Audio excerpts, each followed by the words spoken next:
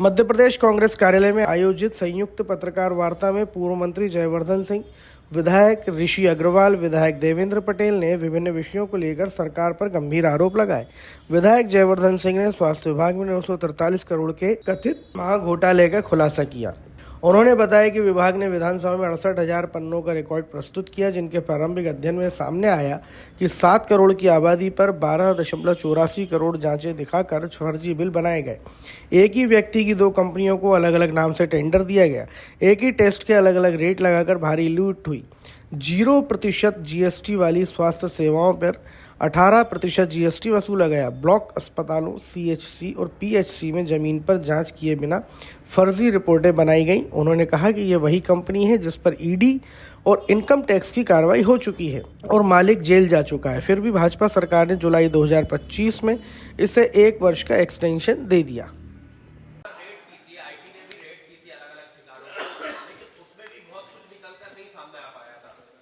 देखिए, सीधी बात है कि आईटी के रेड में, ईडी की रेड में क्या बातें सामने आई, क्या नहीं आई, ये तो आपको ईडी इनकम टैक्स ही बता पाएगा। लेकिन मैं इतना जरूर कहूंगा कि जो मैंने आपको आज प्रमाण प्रस्तुत किए हैं, जिसमें सीधा सेंट्रल विजिलेंस कमीशन के शर्तों का उल्लंघन किया गया है,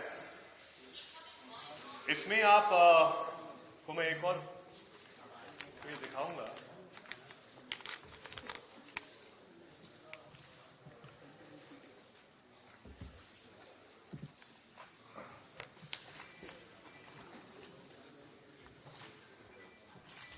जिसमें कि जो टेंडर प्रक्रिया थी, उसमें ही जो शर्तें थी, उनका पूर्ण रूप से उल्लंघन किया गया है। मैं आपको उसको पेज निकाल रहा हूं।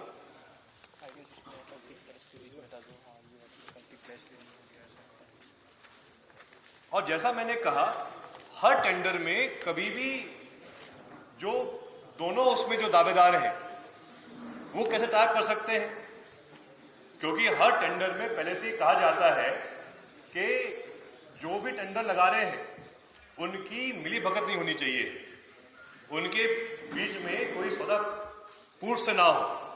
और यहां तो L1 science house, L2 Newberg tender कब खुला? सितंबर 2021 को। फरवरी 2022 में इसी काम के लिए, टेंडर के और काम के अवधि के लिए ही साइंस हाउस और न्यूबर्ग करार करते हैं, सौदा करते हैं, जिसका मेरे पास प्रमाणित आपको मैंने दिया है। टेंडर आवंटन के 5 महीने बाद L1 इनटू पार्टनर बन रहे हैं। इससे बड़ा क्या हो सकता है अन्याय? मतलब ये सीधा कलूजन है। सीधा 2 कंपनी जिनने टेंडर इस शर्त पर डाला कि दोनों के बीच में कोई संबंध नहीं है। टेंडर एक कंपनी को मिला, लेकिन जो टेंडर हारा उसको उसने पार्टनर बना दिया, और पार्टनर बनने के बाद जो L2 था उसको मिल गया 51% शेयर। मतलब इससे बड़ा और हम आपको प्रमाण क्या दे सकते हैं घोटाले का? तो इसीलिए अभी तक क्या है कि अभी तक जो भी जांचें हुई हैं वो हुई है वित्तीय रूप से। अब उसमें देखिए, जैसे उदाहरण के लिए इनकम टैक्स ने रेड किया है, छापा मारा है ईडी ने। तो अगर आप ये प्रश्न पूछें कि छापे क्यों लगे, ये छापे इसलिए लगे हैं क्योंकि आप 7 करोड़ की आबादी में 12 करोड़ ब्लड टेस्ट करा रहे हो, जबकि मेरा ये दावा है कि मुश्किल से 7 करोड़ की आबादी के 10% लोग कराते होंगे जांचें अपने प्राथमिक स्वास्थ्य केंद्र में। तो बंद ही पड़े हैं सब जगह, उससे भी कम 20% साइंस हाउस के मालिक को, मेरे पास उसकी, अब इसमें बहुत लोग मिले हुए हैं। जैसा मैंने कहा, मैं उसमें मेरे पास जानकारी नहीं है, मेरे पास जानकारी कंपनी के बारे में है। अब उस कंपनी में कौन कौन मोहरे हैं, कौन कौन पीछे, मैं जानता नहीं हूं।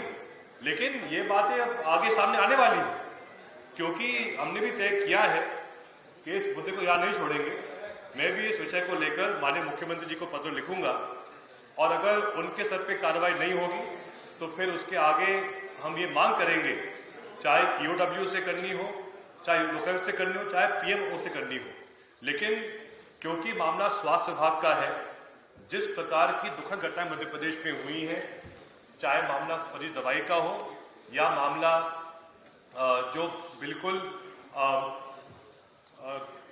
बहुत ही निम्न स्तर की जो व्यवस्थाएं हैं, एमवाय अस्पताल सबसे बड़ा अस्पताल जो है सरकारी हमारे विभाग का, तो इसीलिए आज कहीं ना कहीं हम सबकी नैतिक जिम्मेदारी है कि अगर एक साल में 300 करोड़ से अधिक रुपए खर्च हो रहा है फेक पैथोलॉजी में, जिसके पास ना एनएबीएल एक्रेडिटेशन है, ना उसके पास यूएसएफएडी के स्तर की उसके पास इक्विपमेंट है, और जिसके ऊपर अनेकों रेड हो चुकी है, और रेड के साथ साथ जिसका टेंडर ही पूरा फर्जी था, जिसने L2 के साथ पार्टनरशिप करके पूरा काम लिया, और उसको भी लगातार सरकार 1 साल का और बढ़ावा दे रही है। तो ये बहुत बड़ा घोटाला है और एक ना एक दिन ये सब लोग जेल जाएंगे, ये मेरा दावा है। नहीं, ग्राम खरगोन जिला रायसेन का है सर। ग्राम खरगोन जिला रायसेन नहीं खरगोन अलग चीज है। खरगोन जिला अलग विषय पर बात कर रहे हैं।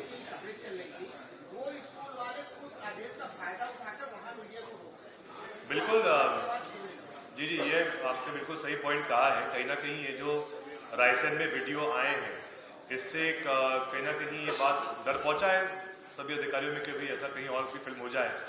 तो लेकिन हम इस बात को मानते हैं कि क्योंकि इतनी अधिकतम राशि खर्च हो रही है, आज अगर आप एक प्रकार से राजस्व व्यय देखें तो सबसे अधिक बजट में राजस्व व्यय होता है स्कूल शिक्षा विभाग को लेकर, और इस विभाग में सबसे महत्वपूर्ण होता है मानव संसाधन, जो अपने टीचर है, जो उनकी जो व्यवस्था है, और उसके साथ साथ जो आज स्कूल बिल्डिंगों की हालत है, इन सब चीज़ों को लेकर पारदर्शिता होनी चाहिए।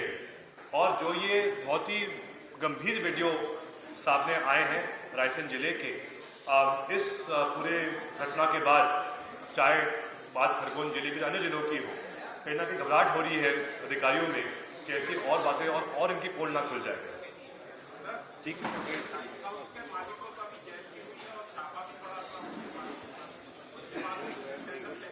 जी, छापा पड़ा है। अब जेल के बारे में आपको पास स्पष्ट जानकारी नहीं। ठीक, थैंक यू जी जी जी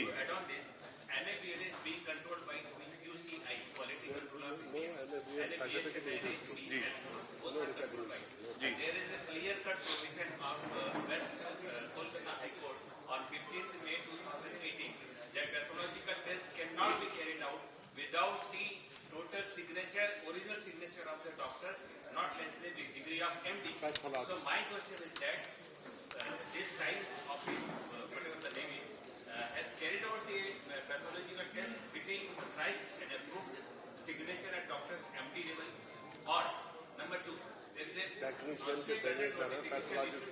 of Health and Family Welfare before 21 that pathological test at NAPL laboratory can only file any kind of quotation having a sufficient number of doctors, not less than the degree of MD. So there is also a provision if you file a petition or give an affidavit to the Minister of Health Department with a QCI, to the QCI and NMC, National Medical Council, the case can be recognized and well fought by us also, by you also. So my question is that will you carry forward this? Absolutely, sir. It's a very good point. As you said, and this point, even before the press conference, Mukesh Nayak ji made to us, the whole point being that the entire tender was done on the basis of NABL rates. But the whole irony is this, that in spite of tender being on NABL rates, the person who got the tender was not qualified for those rates, nor has the accreditation of NABL, nor is the testing be done by people who are known, trained people. Has the direct right to cancel the test or leave the tender whenever it is brought into the so I will seek your guidance और हम दोनों मिलके इसका पत्र बना के वहां भेजेंगे। working in this field of health for the last 30 years. Thank you sir. Madhya Pradesh के युवा को 3 विषयों को लेकर हमारे 3 कार्यकर्ताओं ने भी अभी आपसे